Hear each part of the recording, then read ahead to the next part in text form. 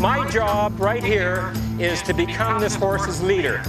That's number one. I have to establish myself as the dominant horse, working under the umbrella of emotional control. If I raise the emotional level of this horse too fast, too soon, too quick, where will he go? Fight, flight, right brain. He's not thinking. The more I can keep my horse in left brain, the more he can think. And the more my horse can think, the more I can teach. Step one, cause movement. We've got to be able to cause movement. Step two, control the direction of movement. If this colt was to change directions, would I have a heart attack? No, I would run across the pen, change directions. Control step number three, control the speed of movement. If this horse is happy to go here at 4 miles an hour, I'll just say, will you just pick it up a little bit? I'm going to show you how you can take this and get that command so powerful that you'll be able to pull your colt off of grain, other horses, without even touching them. Now, everything I do in this round pen today and all this week will be things that you can do. We all want horses that are light.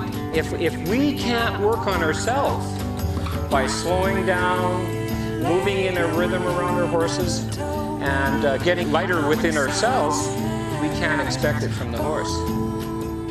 We all know that we communicate through body language.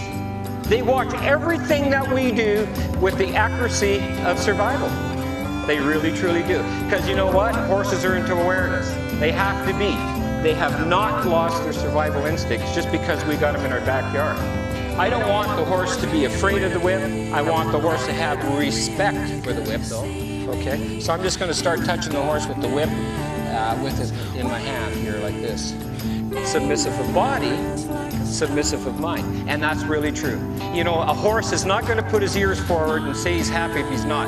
Horses don't lie. If I make my lead rope long and that horse gets far away from me, the less control I have. Horsemanship is always just a work in progress. No matter what level you're at with your horsemanship, never be discouraged. You know, it just boils down to making the right thing easy and the wrong thing difficult.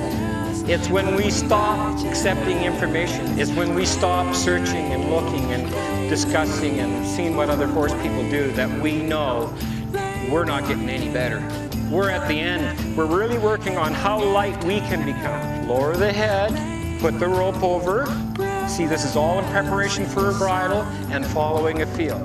Okay? Follow that feel, Cisco.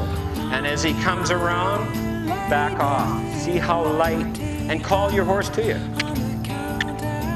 All I need to do, you see, is my hand becomes a stop sign. I can hook the lead rope on my thumb like that, and I'm just going to go right up to the eye here, and I can cup my hand back so it doesn't hurt the eye. Don't want to hurt the horse.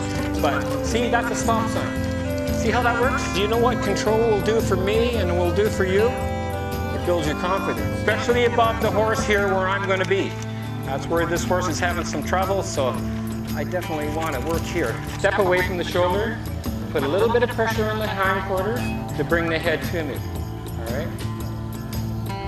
And now I'm going to start adding a verbal cue to that.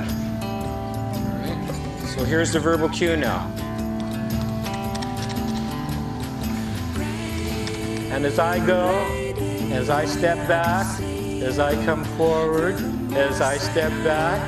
So I'm going to put my body forward a little bit with my shoulders just a little bit forward.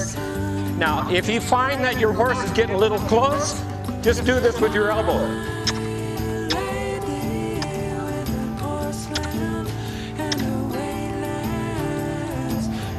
Okay? And I'll ask him to stop.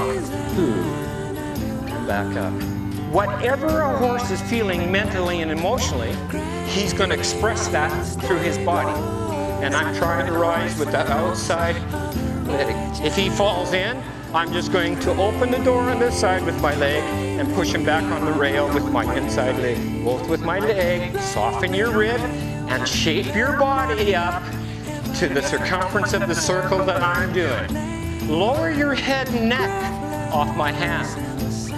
Go forward off my leg. And if I can get this horse really confident with that, then I've got a horse to work with. So when you're working your horse at home in the round pen, rather than just chasing them around, let's work on our finesse. Okay, then he stands up, and my foot's there, and I can swing over.